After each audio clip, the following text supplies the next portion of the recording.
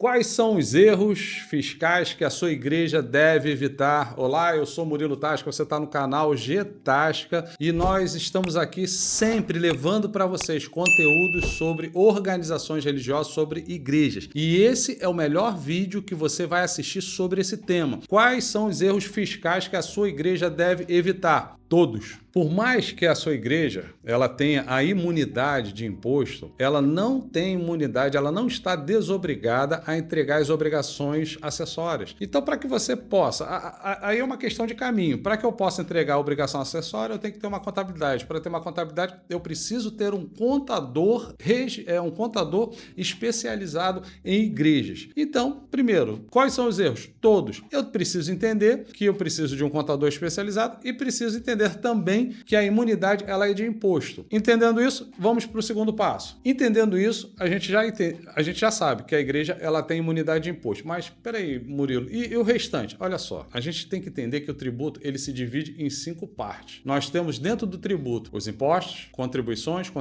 especiais, taxas e empréstimo compulsório. Somente o imposto, a igreja ela tem imunidade sobre taxas, contribuições especiais, sobre empréstimo compulsório, nada disso a igreja tem imunidade. As taxas são taxa de lixo, taxa de iluminação, que muitas das vezes vem no carnê do IPTU, e aí a pessoa até se confunde, poxa, mas a igreja tem imunidade. A prefeitura não vai fazer um carnê apenas para as organizações religiosas. Ali dentro, quando você vai abrir, você vai ver que o imposto predial, territorial, urbano, que é o IPTU, está ali como imune, vem zerado. Mas vai vir a taxa de iluminação, a taxa de coleta de lixo, isso aí é normal e a igreja tem que pagar. As contribuições especiais, por exemplo, o INSS sobre a folha de pagamento. A igreja não tem imunidade sobre isso. E os empréstimos compulsórios, que isso aí são casos específicos quando o governo, certos de alguma lei voltada para isso, ele pode vir e pegar. Mas aí é uma outra situação, raramente isso acontece. Nisso, as igrejas não têm imunidade, apenas sobre imposto. 3. Para a área de imposto, realmente, as igrejas elas não são fiscalizadas. O Estado vai fiscalizar o que ela não tem direito? Não tem lógica, porque diferente do terceiro setor, não entra na base de cálculo. No terceiro setor, quando aquela ONG ela tem a utilidade pública, ela tem direito, ela conquistou a isenção, que são duas coisas diferentes, isenção é uma coisa, imunidade outra. A imunidade ou você é ou você não é, ou você nasce imune ou não. A isenção não, a isenção você vai buscar. Então, a isenção, a receita daquela ONG, ela entra na base de cálculo e ali na hora o governo, o Estado, ele vai dar isenção sobre aquilo que aquela ONG conquistou. A imunidade não, nem entra. Então, sobre o imposto, a igreja ela não é fiscalizada, não tem o porquê. Agora, sobre taxas, contribuições especiais, o restante do tributo que eu expliquei no item anterior, a igreja pode sim ser fiscalizada, ela pode receber uma fiscalização do Ministério do Trabalho e aí você tem que estar com tudo em dia, social, RAIS, você tem que estar com a parte documental dos empregados, todos eles registrados com a CLT, quadro de horário, enfim, toda aquela burocracia que a CLT ela exige que qualquer empresa, e a igreja não é diferente disso, ela tem que cumprir. 4. Talvez o erro mais grave e que acontece isso muito aqui na G Tasca, a gente já pegou dezenas e dezenas de vezes.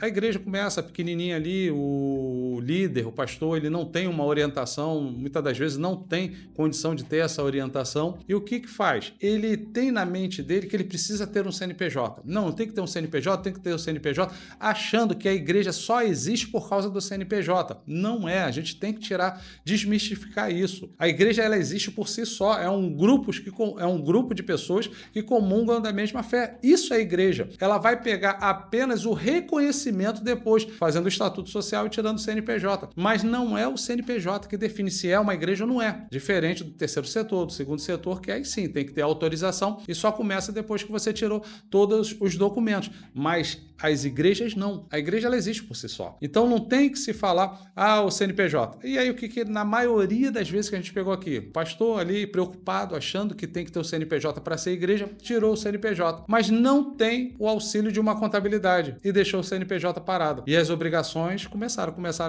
até que o CNPJ ficou inapto por falta de entrega de obrigações. E para entregar obrigações acessórias no Brasil, apenas um contador habilitado pode fazê-lo. E de preferência, eu falo isso sempre, especializado em igrejas. Quinto, não contratar um contador ou uma contabilidade especializado em igreja. Eu falo isso sempre aqui nos vídeos, vou falar, não me canso de falar porque é uma realidade. Se você está com uma dor no peito e vai para o hospital e tem um médico cardiologista e um ortopedista, você quer ser atendido por um cardiologista, é lógico, mas o ortopedista deixou de ser médico? Não, é médico também, mas o especialista aqui na dor que eu estou sentindo é o cardiologista. Então é claro que eu quero ser atendido pelo cardiologista. Na contabilidade não é diferente. Você pode ter um excelente profissional ao seu lado aí na sua igreja, que ele é muito fera em construção civil, em indústria, comércio, prestação de serviço. O cara é fera, mas não entende de organização religiosa. Então ele tem duas decisões a tomar. Ou ele se especializa ou a igreja procura uma contabilidade especializada em igreja. E por fim, 6, talvez uma das mais complicadas na hora de ter que tomar uma decisão é